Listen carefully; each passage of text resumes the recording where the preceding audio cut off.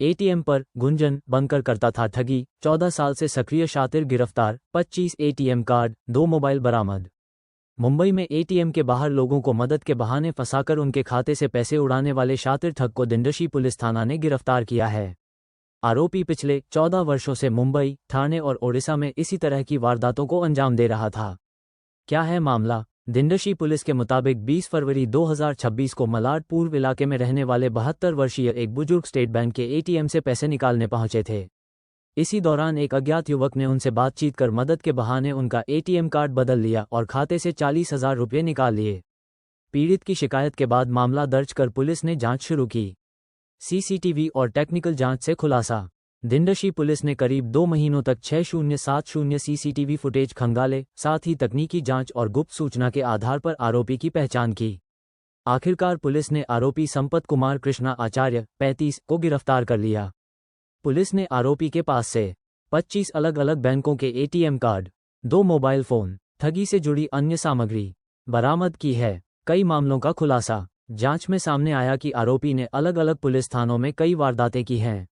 इनमें दिंडशी, कस्तूरबा, वरलाई और Kurar police station के मामले शामिल हैं।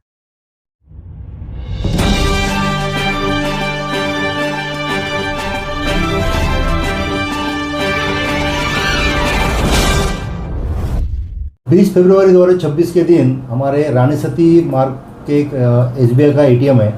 वहाँ पे एक सीनियर सिटीजन थे, विश्वनाथ भूसाने करके, उनकी उम्र है 71 साल। वो अपना एटीएम कार्ड लेके अपने एटीएम के अकाउंट से पैसा निकालने की कोशिश कर रहे थे।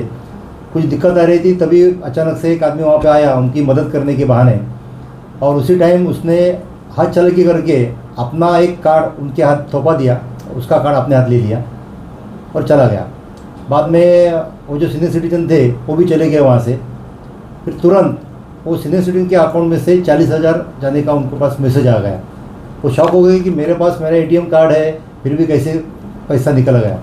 तो फिर उसने अपने जो हाथ में तो एटीएम था, वो सीनियर सिटीजन आदमी ने देखा कि वो उनका खुद का नहीं था। उसके हाथ में किसी ने जो थमाया था वो फेक कार्ड था, और उनका खुद का कार्ड वो जो आदमी था वो लेके गया था। हमारे पास में उसी दिन 20 फरवरी के दिन ही एक ऑफेंस रजिस्टर हुआ, उनकी 40,000 उनका अकाउंट से निकालने का वो FIR दर्ज हुआ है।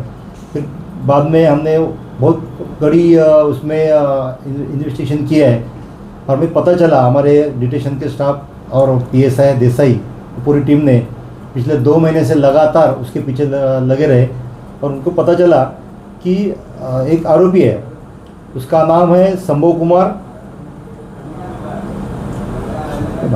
पिता संभव कुमार आचार्य।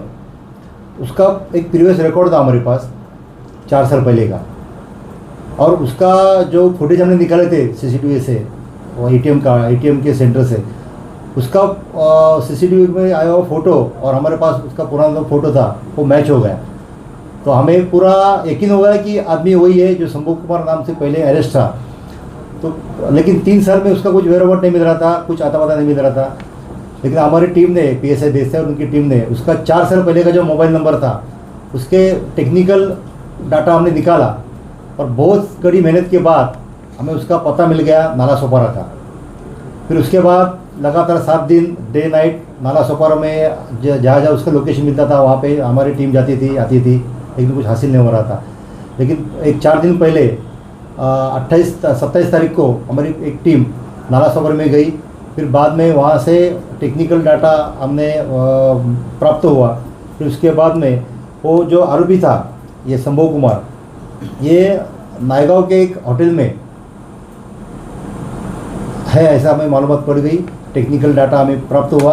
फिर वो होटल में जाके हमारी टीम ने उसे दर्द पूछ लिया, और उसके बाद उसके पास तो एटीएम होने की हमें बहुत संभावना थी। हमें खबर थी कि उसके पास कहीं ना कहीं एटीएम मिलेगा, कुछ तो कुछ मिलेगा। लेकिन बहुत सारे वो रूम का हमने सब कोना कोना चप्पा छान लिया, लेकिन मिल नहीं गया। फिर हमारी टीम ने देसाई साहब को फिर एक क्लू मिला कि हम बेड के नीचे नहीं देखा है। तो बेड के नीचे उसने झाँक के देखा, तो बेड के नीचे कम से कम 20-25 एटीएम कार्ड ऐसे च्युइंगम से चिपका हुए नज़र आ गए। तो एक एक करके वो निकाले, वो सारे एटीएम कार्ड जो हमने जो हासिल किए, वो अलग अलग बैंक के अलग अलग नाम से एटीएम कार्ड उसके पास हासिल हो गए।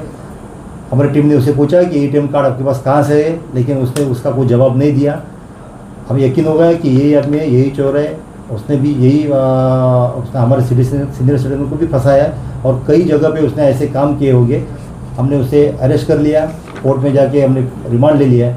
और हमें जब पता चला कि हमारे जोन 12 में जिंडोशी, कस्तूरबा, वनराई और कुरार में ऐसे उन्होंने काम किए हैं और उसके अगेंस्ट एफआईआर भी है। और नई मुंबई, ठाणे और मुंबई के और बहुत पॉलिटिशियन में उसके अगेंस्ट एफआईआर होंगे। तो मल्टीपल वो काम करता था। पिछले 3 साल से कई जगह की पुलिस उसको ढूंढ रही थी, लेकिन मिल नहीं रहा था वो। और हमने 1.5-2 महीने के कड़ी मेहनत के बाद वो हमारे पास आया है। हमने उसे हासिल किया है, अरेस्ट किया है और आगे का हम अभी जांच चालू है। और जहाँ पे ऑफेंस रजिस्टर है, हमने उसे आह्वान किया है कि उसे हम उसका ताबा लेके उसका इन्वेस्टिगेशन कर लो।